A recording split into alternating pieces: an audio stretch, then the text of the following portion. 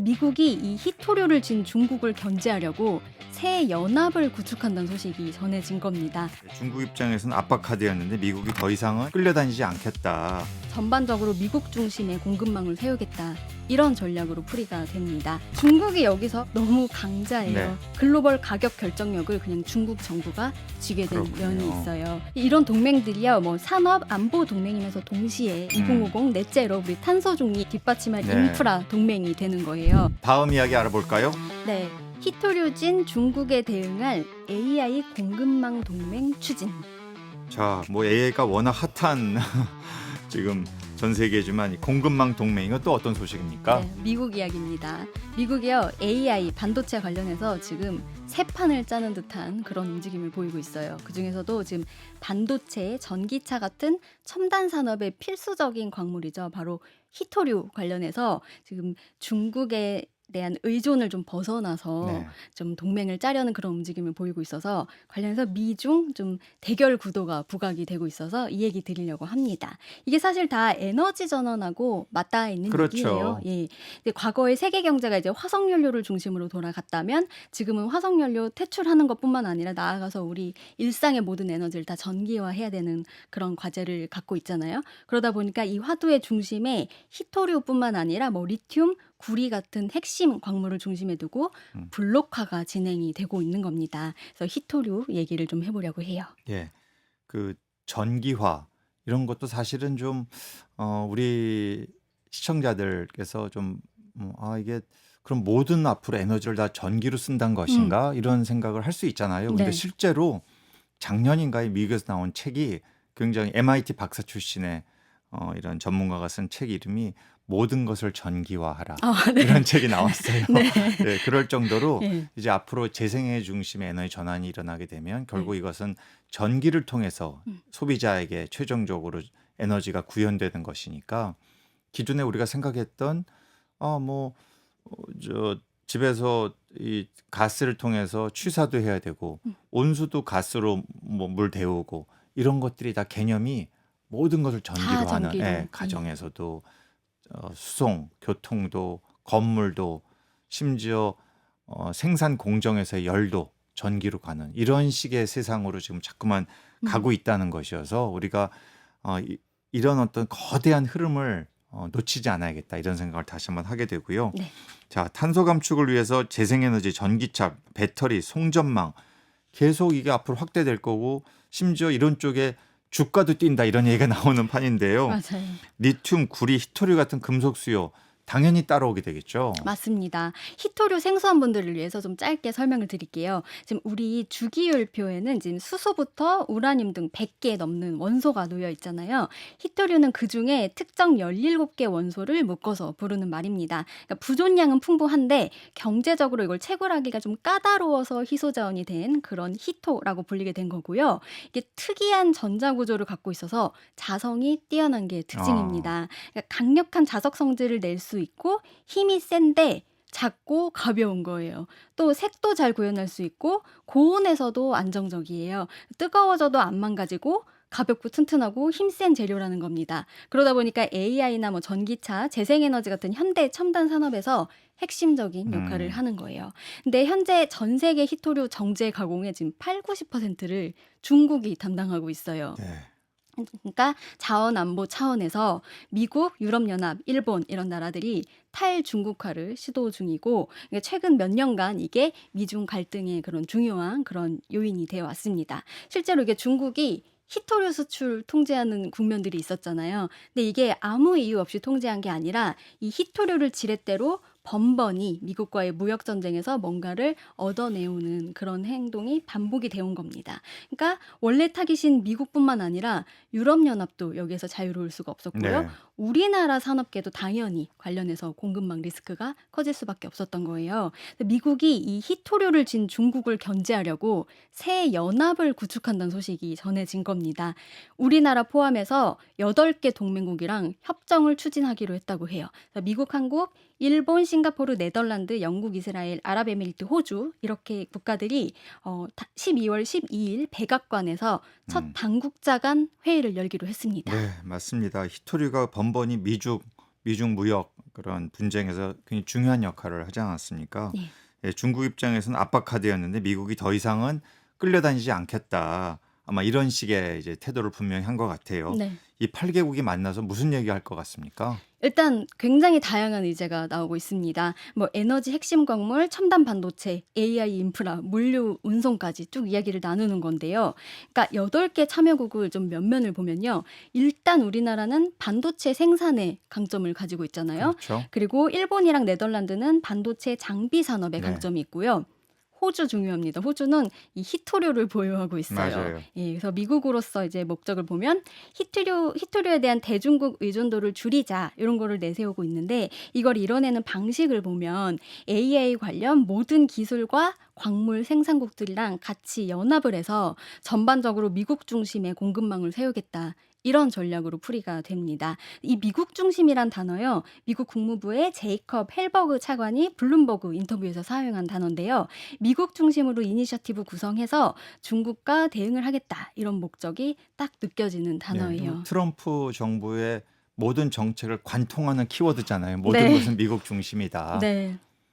그렇습니다. 이번 공급망 동맹 구축 계획 이전에도요. 미국이 지금 꾸준히 뭐 호주랑 뭐 우크라이나, 사우디, 일본 이런 나라를 접촉하면서 히토류 연대를 도모해 맞아요. 왔습니다. 예.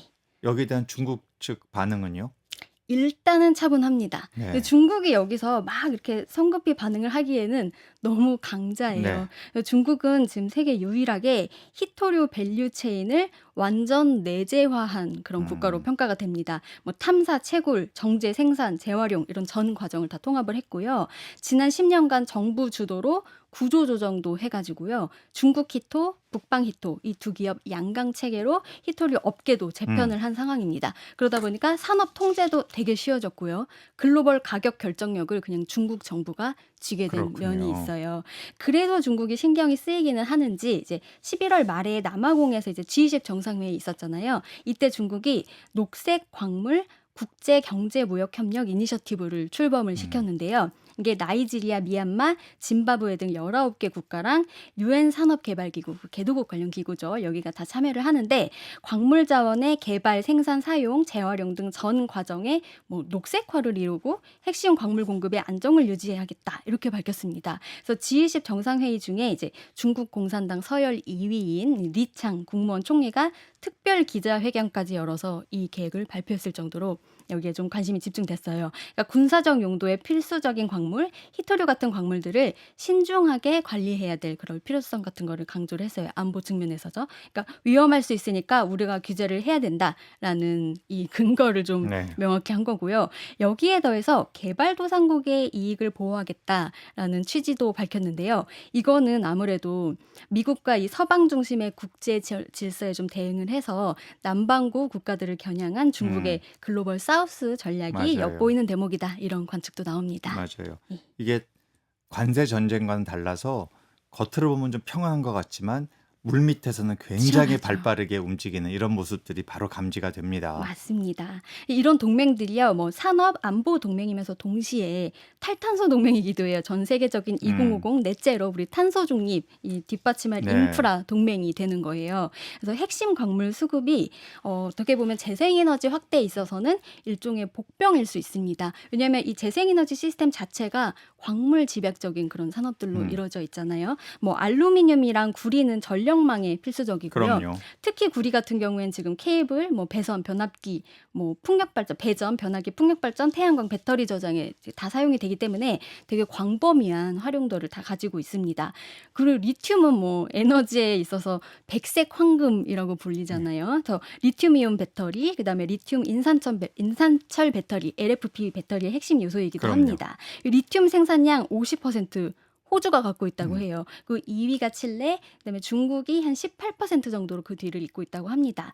그리고 히토류도 뭐 풍력 터빈, 전기 자동차 모터의 좀 자석에 사용이 되고 있고요. 그래서 다시 말해서 이 광물이 제한 요인이 되면은 에너지 기업들 공급망이 끊기면서 한 번의 수급이 불안정해질 수 있는 위기가 올 수 있는 겁니다. 넓게 보면 우리 인류가 기후 목표를 달성하는데 필요한 만큼의 재생에너지를 생산할 수가 없게 되는 거예요. 아주 중요해져서 가격 공급 쇼크가 기후 대응 속도 조절로도 이어질 수 있다. 이렇게 보시면 네. 됩니다. 예. 사실 한국도 이런 히토류나 핵심 광물에 있어서 중국 의존도가 높기 때문에 높죠. 예, 그런 면에서는 중국발 이러한 정책 변화에 민감할 수밖에 없는 또 예의주시해야 하는 이런 상황이라고 생각이 되고요. 네. 그나저나 지금 중국과 미국, 일본이 일본. 사이가 안 좋잖아요. 예. 동북아로 국한시켜 보자면 맞아요. 한일령, 뭐 수산물 금지, 일본에 대한 히토류 수출 금지 뭐 이런 얘기도 지금 계속 나오고 있어서 당장 한국은 리스크가 없지만 우리도 불안할 수 있는 상황이다.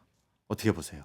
그러니깐요. 우리나라는 항상 이게 딜레마인 것 같아요. 그러니까 음. 미국 중심의 연합에 끼는 게 맞을지 위험하진 않을지 이게 딜레마인 겁니다. 그래서 미국 주도 동맹에 깊게 엮일수록 비용 리스크, 외교 리스크가 커질 수 있다는 과제 항상 생각을 해야 되고요. 작년에 우리나라 보니까 수입한 히토류 금속의 80%, 그다음에 히토류 화합물 61%가 중국산이었다고 해요. 네. 의존도 이렇게 높은데 뭐 중국 손을 놓을 수도 없고 그렇다고 덥석 잡을 수도 없고 네. 그런 처지입니다. 하지만 히토류가 우리나라 산업 최대 공급망 리스크이기 때문에 장기적으로는 어쨌거나 우리도 공급망 재정비가 필요한 상황이다. 예, 이렇게 봐야 되겠습니다. 네. 우리나라에서 정부에서 발빠르게 지금 움직이고 있다고 해요. 뭐 네. 국가 자원안보 컨트롤 타워 공식 가동하고 네. 그거 잠깐 얘기 좀 해주시죠. 맞아요. 12월 5일에 이 컨트롤 타워가 공식으로 가동을 했는데요. 그러니까 뭐 원유, 가스, 히토류 등 전 분야 공급망 대책 개편을 하겠다. 네. 이렇게 정부가 나선 거예요. 단기, 중기, 장기 로드맵 다 나왔습니다. 단기적으로는요. 중국하고 사이 나빠지지 말자. 이런 의미가 있어요. 그래서 수출 허가 협의도 강화하고 뭐 비축 물량과 공공 대비 체계를 확충하겠다. 이렇게 정부가 밝혔고요. 중기적으로는 이제 다른 나라에도 손을 좀 뻗어서 다각화를 해보자 이런 그럼요. 시도가 보여요. 그래서 미국과 무역협정 통해서 전략적인 투자 협력을 하기로 한 게 있고, 그다음에 이걸 계기로 뭐 공동 프로젝트도 만들고 일본, 호주, 라오스, 말레이시아 이런 나라들이랑 양자 협력 채널도 강화하기로 했습니다. 해외 자원 개발 융자, 공급망 기금 투자, 핵심 광물 펀드 등 이 공급망을 다변화하려는 공동 투자도 추진한다고 밝혔습니다. 그리고 장기적으로는 결국에는 우리가 잘할 필요가 있겠죠. 자강 측면도 그렇죠. 있잖아요. 그래서 국내 히토류 정제 분리 기술 개발 R&D 본격화하고요. 보조금도 확대한다는 계획입니다. 그리고 앞으로 재활용, 재사용도 중요해지잖아요. 그래서 대형 가전의 폐자석 재자원화 기준도 마련한다는 방침이고요. 유해성이 없는 폐기물 수입 규제를 완화해서 순환 경제 실증 사업도 추진하기로 했습니다. 그러니까 중요한 핵심 광물 같은 경우에는 우리 쓰고 또 쓰고 재사용, 재활용해서 그 공급망 안보를 확보하는 것도 우리나라로서는 중요한 전략인 것 네. 같아요. 예. 사실 미중 갈등이 이제 전방위적으로 군사부터 모든 경제, 뭐 오늘 또 주제인 히토류 이렇게 계속 확산되면서 결국 전 세계는 이제 각국 도생의 시대로 갔기 네. 때문에 한국도 정말 정신 바짝 차리고 네. 어떻게 하면 우리가 우리의 경제, 우리의 기업을 또 우리의 산업을 보호하고